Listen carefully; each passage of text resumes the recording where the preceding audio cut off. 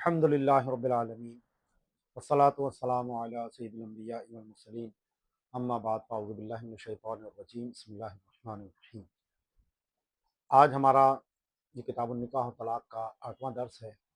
اور پچھلے درس میں نے آپ کے سامنے کنایا کی تعریف، اس کے اقسام، اس کے احکام بیان کیے تھے، اور پچھلے درس میں نے آپ کے سامنے من جملہ جو طلاق کی 6 اقسام آپ کے سامنے بیان کی۔ ان 6 کا میں دوبارہ دہرا دیتا ہوں کیونکہ آگے کا جو ہمارا سبق ہے وہ اس کا اس سے تعلق بہت گہرا ہے۔ تو طلاق کی 6 اقسام بنی تھی ہماری۔ نمبر 1 تھی صریح رجعی، جیسے کوئی کہے انتی طالق۔ دوسری ہے صریح بائن، کہ جب اس میں کوئی صفت لگا دے، مثلا انتی طالق بائن کہہ دے تو یہ طلاق بائن ہے، تو یہ صریح بھی ہے اور بائن بھی ہے۔ تیسری تھی کنایہ رجعی، جیسا کہ عتدی استبرئی رحمہ کی اور انتی واحدہ۔ اور چوتھی تھی کنایہ بائن، جیسے انتی بائن یا انتی بتہ، انتی بطلہ۔ پانچویں تھی ملحق بالصریح رجعی، جیسے میں نے تجھے چھوڑا، حررت کی یا سرحت کی۔ اور چھٹی جو تھی وہ تھی ملحق بالصریح بائن، جیسے انتی علیہ حرام، تو مجھ پر حرام ہے یا میں نے تجھے حرام کیا۔ یہ جو 6 اقسام ہیں، اس میں سے کچھ اقسام ایسی ہیں کہ یہ ہر طلاق کو لاحق ہو جاتی ہے۔ لاحق ہونے کا مطلب یہ ہے کہ اگر پہلے ایک طلاق دی اور اسی کی عدت میں اگر وہ دوسری طلاق دیتا ہے تو یہ دوسری والی طلاق واقع ہوگی یا نہیں ہوگی۔ اگر واقع ہوگی تو اس کو ہم کہیں گے کہ یہ دوسری طلاق لاحق ہو گئی، اور اگر یہ والی طلاق واقع نہیں ہوتی تو اس کو ہم کہیں گے کہ یہ لاحق نہیں ہوئی۔ تو ان 6 اقسام میں سے جو پہلی ہے، دوسری ہے، تیسری ہے اور پانچویں ہے، یہ ہر ایک کو لاحق ہو جاتی ہے، یعنی ان سے پہلے کوئی بھی طلاق موجود ہے، اگر یہ 4 اقسام جب الفاظ کوئی بھی مرد کہے گا اپنی بیوی کی طرف اضافت کر کے، اور عورت نکاح میں ہو یا عدت میں ہو، تو یہ طلاق نافذ ہو جائے گی۔ کون کون سی؟ نمبر 1 صریح رجعی، نمبر 2 صریح بائن، تیسری کنایہ رجعی، اور پانچویں ملحق بالصریح رجعی۔ یہ 4 طلاقیں ایسی ہیں کہ ان سے پہلے چاہے رجعی طلاق ہو یا بائنہ طلاق ہو، صریح ہو یا کنایہ ہو، یہ ہر ایک کو لاحق ہو جاتی ہے۔ اور اس کے علاوہ جو باقی 2 بچی، یعنی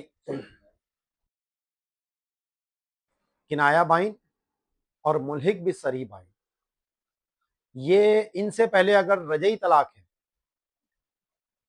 یعنی 1، 3 اور 5، تو یہ اس کو لاحق ہوں گی۔ باقی 2 اور 4 کو اور 6 کو یہ لاحق نہیں ہوتی۔ اب اس کو ذرا میں تھوڑا کھول کر بیان کرتا ہوں، کیونکہ یہ سب سے مشکل مقام ہے کنایہ کی بحث میں۔ عام طور پر ہماری جو فقہ کی کتابیں ہیں ان میں یہ 2 جملے بیان کیے جاتے ہیں کہ الصریح یلحق الصریح والبائن، والبائن یلحق الصریح للبائن، کہ صریح طلاق جو ہے وہ صریح کو بھی لاحق ہوتی ہے اور بائن کو بھی لاحق ہوتی ہے، اور بائن جو ہے وہ صریح کو تو لاحق ہوتی ہے لیکن بائن کو لاحق نہیں ہوتی۔ یہ ہماری فقہ کی کتابوں میں جملہ لکھا ہو، تو اسی کی یہ میں تشریح آپ کے سامنے پیش کر رہا ہوں کہ پہلے جملے میں جو کہا کہ صریح کو لاحق ہوتی ہے، تو اس میں جو لفظ صریح مبتدا ہے، الصریح یلحق الصریح و یلحق البائن، اس میں جو پہلا والا صریح ہے تو اس سے جو مراد ہے وہ چاہے صریح رجعی ہو یا صریح بائن ہو، تو اس میں پہلے دونوں قسمیں آ گئیں، یعنی صریح رجعی بھی جیسے کہا انتی طالق، اور ایسے ہی جو طلاق علی المال دی یا طلاق کے ساتھ کوئی ایسی صفت لگا دی کہ جس سے اس میں شدت کے معنی پیدا ہو، تو یہ دونوں طلاقیں ان سے ماقبل کوئی سی بھی طلاق ہو، یہ اس کو لاحق ہو جاتی ہے۔ اسی طریقے سے یہاں صریح سے مراد جو رجعی ہے وہ بھی مراد ہے، تو جو تیسری قسم ہے یعنی ملحق بالصریح کنایہ رجعی جیسے عیتدی صبری رحمہ کی، اور پانچویں یعنی ملحق بالصریح رجعی، یہ دونوں بھی ہر ایک کو لاحق ہو جائیں گے، چاہے ان سے پہلے کوئی صریح طلاق ہو یا کنایہ طلاق ہو۔ لیکن یہ جو اگلا والا جملہ آتا ہے کہ والبائن یلحق الصریح للبائن، یہاں بائن سے مراد جو کنایہ کی بائن ہے وہ مراد ہے، صریح بائن مراد نہیں ہے۔ اور اسی طرح جو ملحق بالصریح بائن ہے جیسے انتی علیہ حرام، یہ یہاں مراد ہے، کیونکہ اپنی اصل وضع میں یہ بائنہ ہی تھی، کنایہ ہی تھی، تو اس لیے یہ دو طلاقوں کا معاملہ ہے۔ یہاں پر جب یہ کہتا ہے نا البائن یلحق الصریح للبائن، تو اس والے جو پہلا والا لفظ بائن ہے یہاں پر جو مراد ہے وہ کنایہ کا بائن ہے، کیونکہ صریح کا حکم تو پیچھے میں بیان کر چکا ہوں۔ تو یہ جو 6 اقسام ہیں ان میں سے 4 ہر ایک کو لاحق ہو جاتی ہیں، اور 2 جو ہیں وہ صرف رجعی کو لاحق ہوتی ہیں، بائنہ کو لاحق نہیں ہوتی۔ کیوں نہیں ہوتی؟ اس کے لاحق نہ ہونے کی 3 صورتیں موجود ہیں۔ بائن کو لاحق اس صورت میں نہیں ہوگی جب اس دوسری کو پہلی کی خبر بنانا ممکن ہو، کیونکہ بائن کا مطلب ہے نکاح کا ختم ہو جانا۔ اب مثال کے طور پر اس نے کہا انتی بائن، اور پھر عدت میں ہی دوبارہ کہتا انتی بائن، تو اس کا یہ دوبارہ کہنا انتی بائن یہ اس کو پہلی کی خبر بنانا ممکن ہے، کیونکہ عورت تو بائنہ ہو چکی ہے، نکاح سے نکل چکی ہے، اب دوبارہ عدت کے اندر کہتا ہے کہ تو نکاح سے نکلی ہوئی ہے میرے، تو سچ تو کہہ رہا ہے وہ، تو اس کو ماقبل کی خبر بنانا ممکن ہے، تو اس لیے اس سے دوسری طلاق واقع نہیں ہوتی۔ وہی لفظ ہونا ضروری نہیں ہے، لفظ کوئی اور بھی ہو سکتا ہے، لیکن بائن ہونی چاہیے۔ تو انتی بائن کا پھر کہتا انتی بتہ یا انتی علیہ حرام، تو یہ انتی علیہ حرام سے دوسری طلاق واقع نہیں ہوگی، کیونکہ اس کو ماقبل کی خبر بنانا ممکن ہے۔ تو پہلی صورت تو یہ ہو گئی کہ جب اسے خبر بنانا ممکن ہو، اور اگر خبر بنانا ممکن نہ ہو تو پھر اس سے دوسری بائنہ طلاق بھی واقع ہو جاتی ہے۔ اور مثال کے طور پر اس نے کہا انتی بائن، ثم کہتا ہے پھر کہتا ہے کہ انتی بائن اخری، تو یہ ایک اور بائن، تو یہ 2 بائنہ ہو جائیں گی، کیونکہ اس نے لفظ اخری جو لے کر آ گیا تو اس نے ما قبل سے اس کو غیر کر دیا کہ تو ایک بائن، پھر کہتا تجھے دوسری بائن بھی، تو یہ جو جب دوسری کا لفظ وہ لے کر آ گیا تو اب اس کو ما قبل کی خبر بنانا ممکن نہیں ہے۔ اسی طرح اگر وہ دوسری بائن سے مغلظہ کی نیت کرتا ہے، پہلی والی انتی بائن کا اس سے خفیفہ طلاق ہوئی، خفیفہ بائن، اور پھر دوبارہ کہتا ہے انتی بائن اور اس سے نیت کرتا ہے 3 طلاقوں کی، تو اب یہ ظاہر ہے کہ ماقبل تو 1 طلاق تھی اور یہ اب 3 طلاق کی نیت کر رہا ہے، تو یہ جو اس کا غلیظہ کی نیت کرنا ہے تو اس کی وجہ سے اب وہ ماقبل کی خبر بنانا اس کو ممکن نہیں ہے، اس لیے یہاں پر بھی 3 طلاقیں واقع ہو جائیں گی۔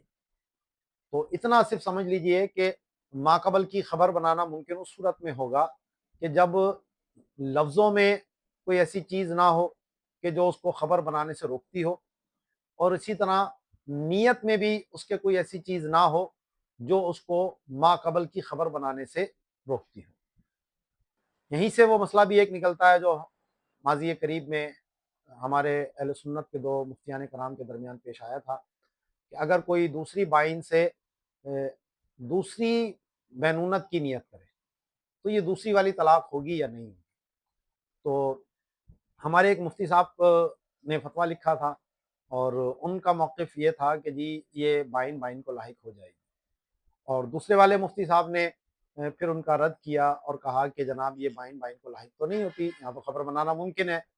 تو اس پہ جو پہلے والے مفتی صاحب تھے انہوں نے سوال کے اندر کچھ تبدیلی کی،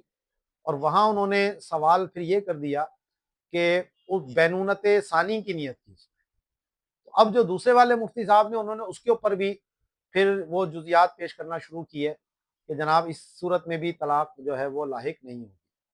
اور انہوں نے حوالہ دیا علامہ ابن عابدین شامی رحمۃ اللہ علیہ کا۔ اصل میں یہ ایک بحث تھی جو صاحب بحر نے سب سے پہلے شروع کی تھی کہ جس طرح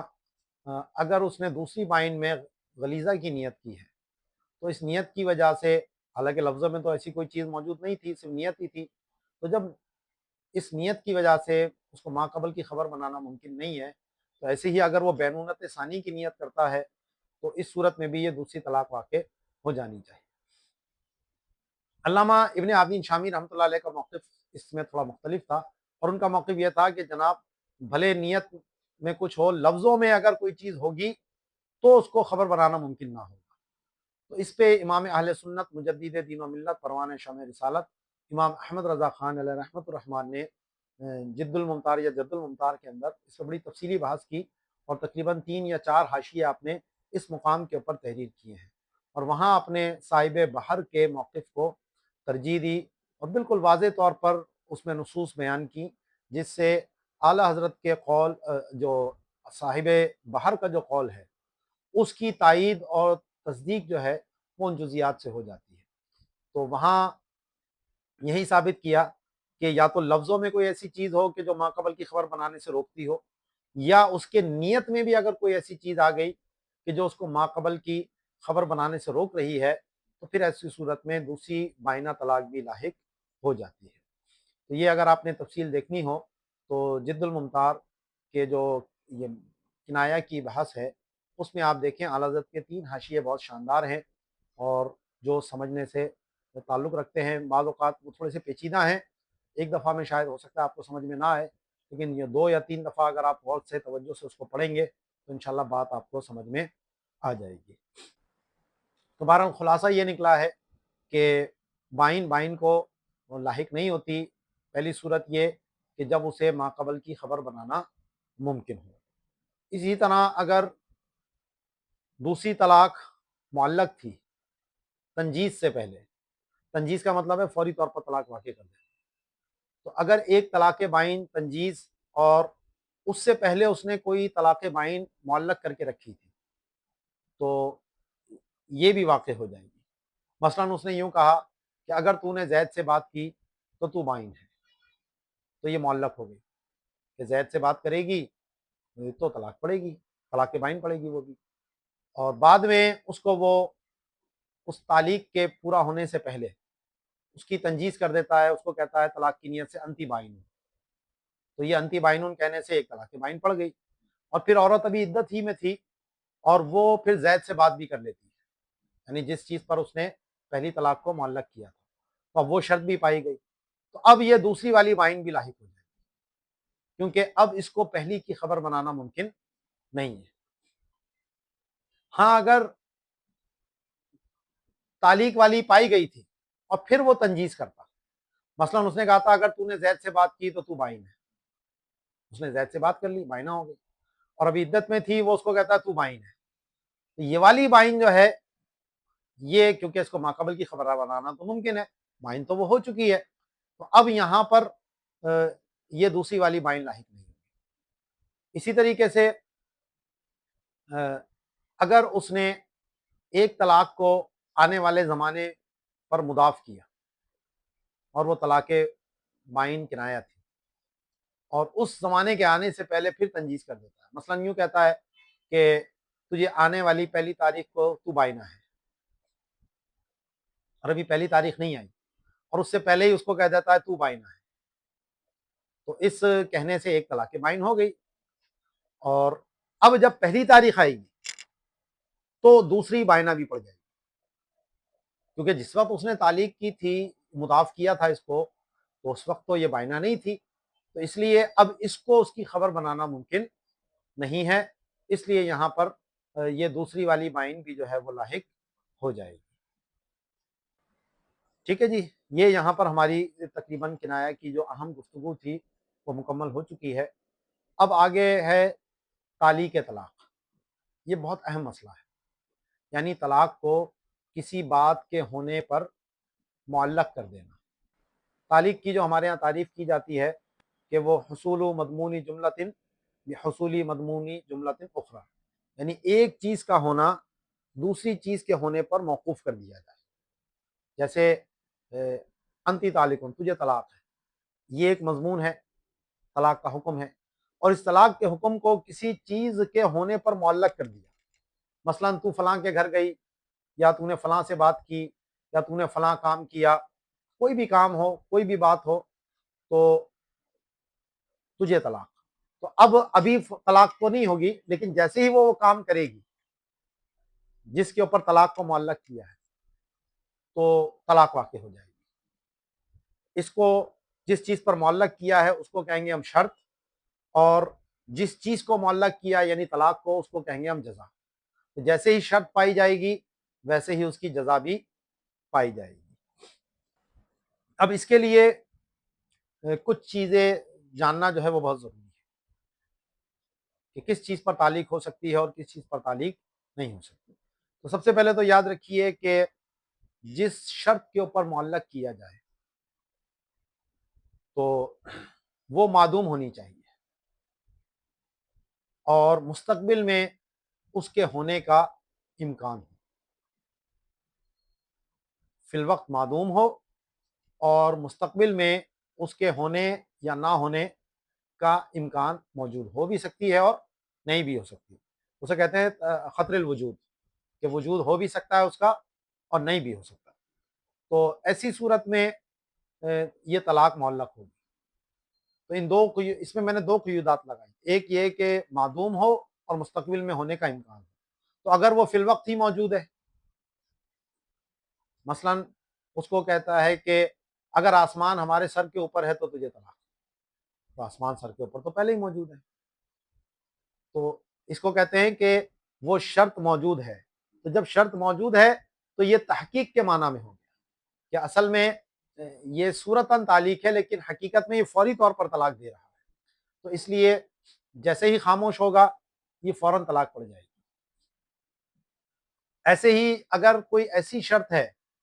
کہ جس کا امکان ہی نہیں ہے، جو ہو ہی نہیں سکتی، تو بھی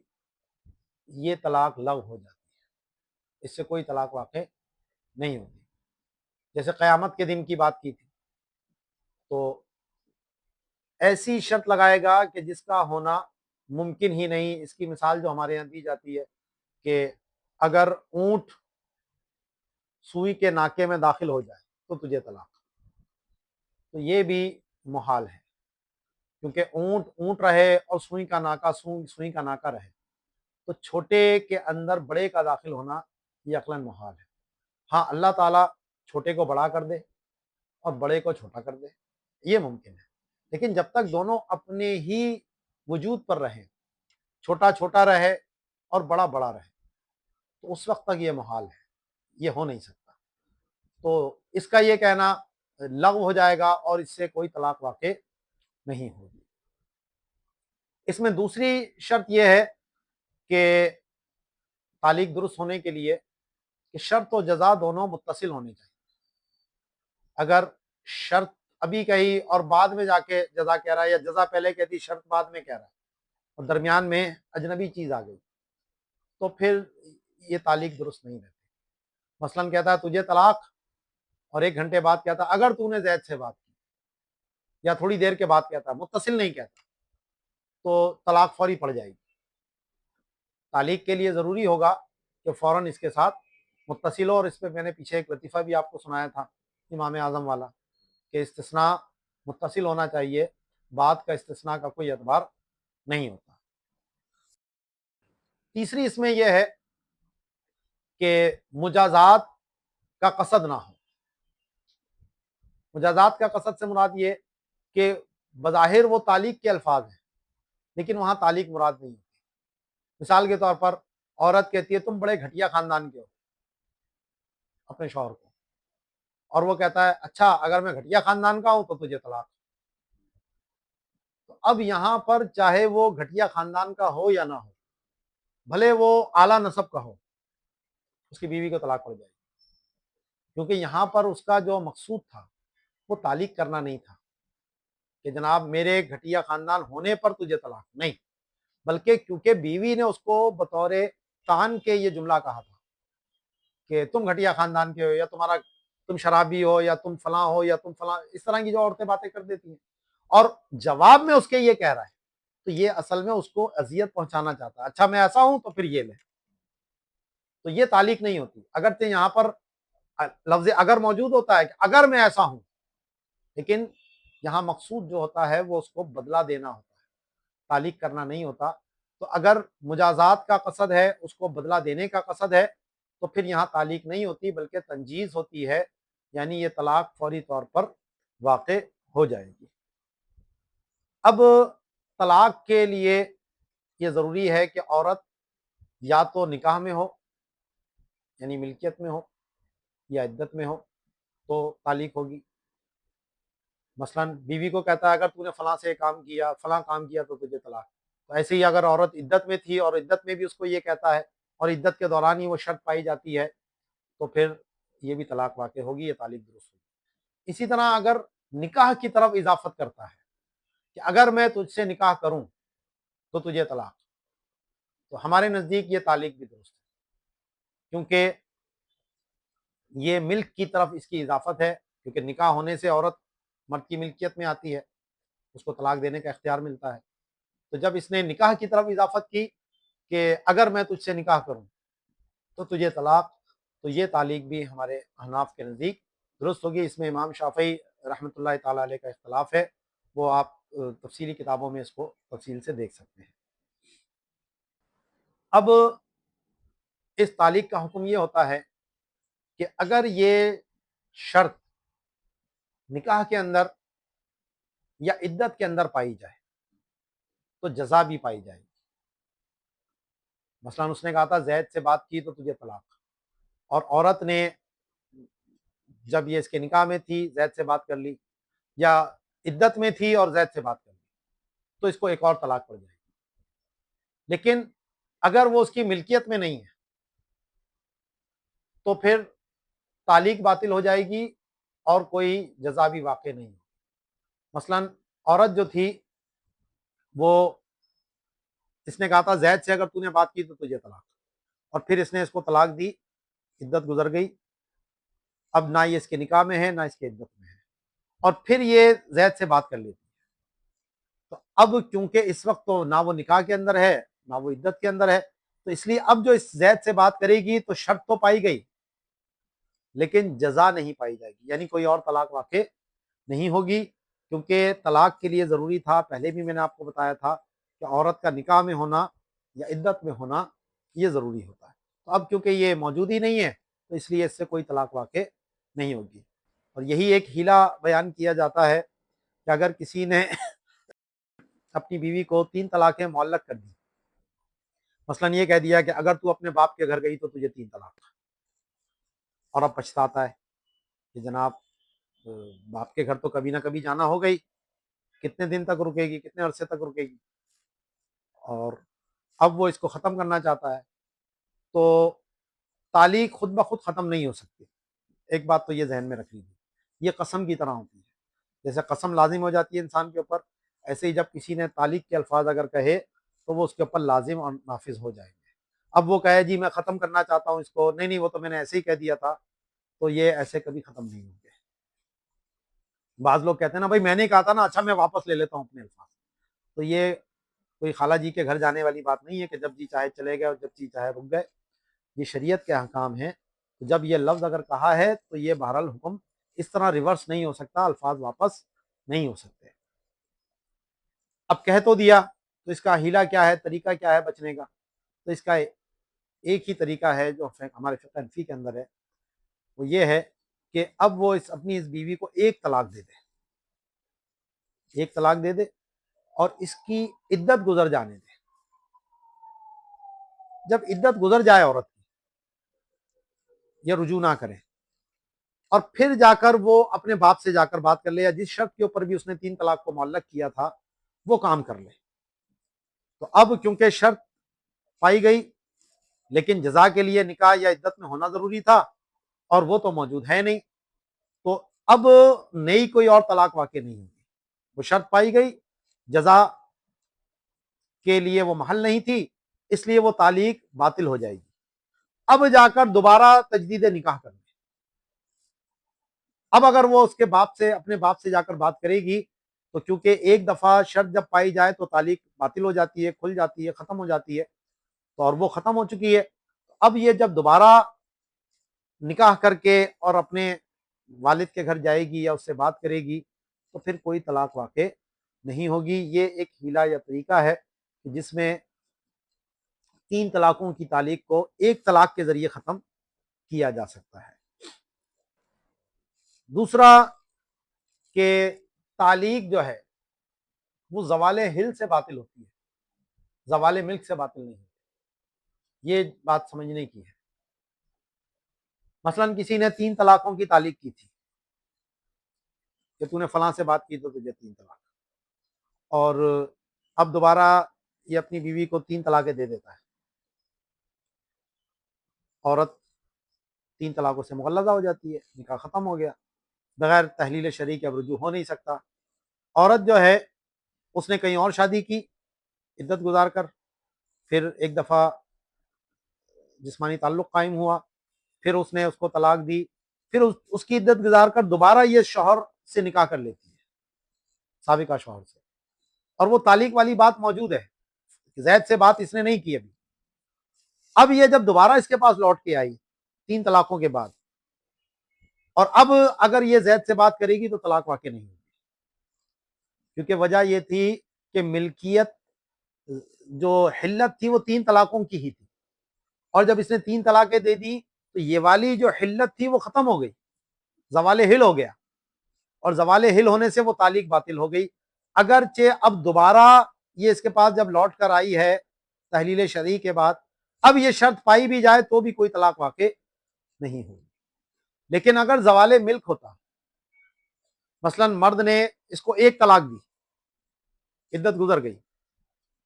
تو ابھی زوال ملک ہوا ہے، یہ مرد کی ملکیت ختم ہو گئی، نکاح ختم ہو گیا،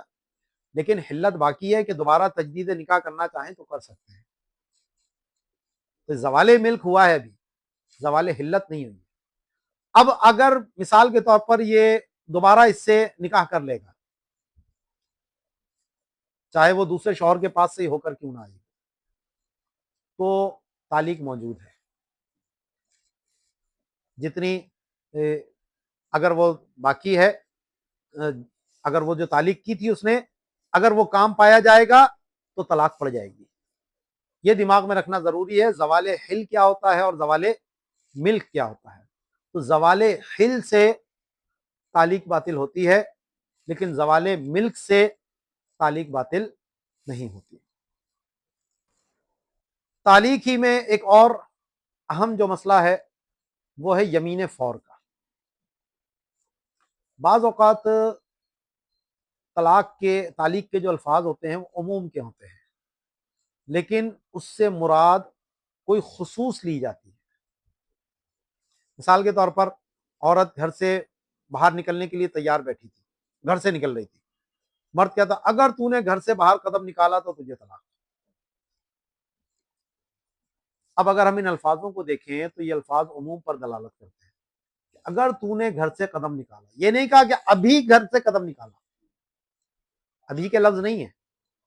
لفظ عموم کے ہیں کہ اگر تو نے گھر سے باہر قدم نکالا تو تجھے طلاق۔ تو یہ جو الفاظ ہیں اگرچہ عموم پہ دلالت کرتے ہیں، لیکن یہاں عرف اور قرینہ موجود ہے کہ شوہر کا مقصود ہمیشہ کے لیے گھر سے باہر نکلنے سے روکنا نہیں تھا، بلکہ اس وقت کا روکنا مقصود تھا۔ تو اس لیے اگر عورت بیٹھ جاتی ہے، فوراً نہیں نکلتی، اور بعد میں جب یہ معاملہ ٹھنڈا ہو جاتا ہے اور پھر تھوڑی دیر بعد اگر گھر سے باہر جاتی ہے تو اس صورت میں طلاق واقع نہیں ہے، اس کو کہتے ہیں یمین فور۔ اور یہ ہمارے امام اعظم ابو حنیفہ رضی اللہ تعالیٰ عنہ کی انفرادیت ہے کہ دیگر اور ائمہ تو تعلیق کو صرف تعلیق ہی کی حد تک رکھتے ہیں، لیکن ہمارے امام اعظم ابو حنیفہ رضی اللہ تعالیٰ عنہ نے یہ عرف اور عادت کو دلیل بنا کر کہ یہاں پر اگرچہ الفاظ میں عموم ہے لیکن شوہر کا جو مقصود ہوتا ہے وہ عموم نہیں ہوتا بلکہ خصوص ہوتا ہے، یعنی اس وقت کا نکلنا اس کا مراد ہوتا ہے۔ تو اس لیے آپ نے کہا کہ اس صورت میں اگر وہ فوراً نہیں نکلتی بلکہ تھوڑی دیر بعد کے نکلے گی تو اس صورت میں بھی طلاق واقع نہیں ہوگی۔ طلاق ہی میں ایک اور صورت آتی ہے کلامہ والی کہ اگر یہ کہا کہ میں تجھ سے اگر نکاح کروں تو تجھے طلاق، یا جس عورت سے میں نکاح کروں اسے طلاق۔ تو یہاں میں نے آپ کو بتایا کہ ایک دفعہ شرط کے پائے جانے سے یمین ختم ہو جاتی ہے، شرط ختم ہو جاتی ہے، اس میں بار بار کی تکرار نہیں ہوتی۔ لیکن اگر کوئی یہ کہے کہ جب جب میں تجھ سے نکاح کروں یا جب جب میں کسی عورت سے نکاح کروں اسے طلاق، تو یہ کہلاتی ہے کلامہ کی۔ اس میں اب جتنی مرتبہ بھی وہ کرے گا وہ طلاق واقع ہو جائے گی۔ یہاں ایک مرتبہ کے پائے جانے سے وہ شرط ختم نہیں ہوگی، اور اس سے بچت کی صرف ایک ہی صورت ہے کہ نکاح فضولی کیا جائے اور فعل کے ذریعے اس کو نافذ کیا جائے۔ اس کی صورت یہ ہوگی کہ کوئی شخص اس کی وکالت کے بغیر اس کا نکاح کہیں اور کر دے، اور جب اس کو پتا چلے کہ بھئی فلاں سے تیرا نکاح ہوا ہے تو اس کو زبان سے نافذ نہ کرے، بلکہ جو بیوی کے ساتھ فعل کرنا جائز ہوتا ہے ان میں سے کوئی فعل کر لے یا اس کو حق مہر دے دے۔ یہ نہ کہے کہ میں نے اس نکاح کو قبول کیا، تو یہ نکاح بھی ہو جائے گا اور طلاق نہیں پڑے گی۔ یہ ایک صورت ہے، اور ظاہر ہے کہ اب کسی کو کیا پتا چلے گا یہ کس سے شادی کرنا چاہتا ہے، تو یہ اس طرح کہہ سکتا ہے کہ میں چاہتا ہوں کہ میرا فلانی سے نکاح ہو جائے، لیکن کیا کروں، میں نے کلّہ ماں کی طلاق کھائی، قسم کھائی ہوئی ہے، میں نکاح کروں گا تو طلاق پڑ جائے گی۔ تو اب کوئی اگر مسائل کو سمجھنے والا شخص ہے تو وہ جا کر فضولی طور پر، یعنی بغیر اس کا وکیل بنے، بغیر اس سے اجازت لیے، وہ اس کا نکاح فلاں سے، اس لڑکی سے کر دے، اور پھر آ کر اس کو بتائے کہ جی میں نے تمہارا نکاح اس لڑکی سے کر دیا ہے، تو پھر یہ خاموشی سے مہر نکال کر دے دے کہ یہ اس کو دے دو، یا جا کر اس خاتون سے گلے لگ جائے یا بوس و کنار کر لے، تو پھر ایسی صورت میں وہ نکاح نافذ بھی ہو جائے گا اور کوئی طلاق بھی واقع نہیں ہوگی۔ باقی کلّہ ماں کے بچنے کی پھر اور کوئی صورت ہمارے فقہ حنفی میں نہیں ہے۔ تو یہ آج ہماری یہاں پر گفتگو طلاق کے حوالے سے مکمل ہو گئی ہے۔ کل انشاءاللہ عدت کے اور نفقے کے حوالے سے جو ہے وہ احکام کیا ہیں وہ انشاءاللہ اس کو اگلے درس میں بیان کریں گے۔ وما علینا الا البلاغ۔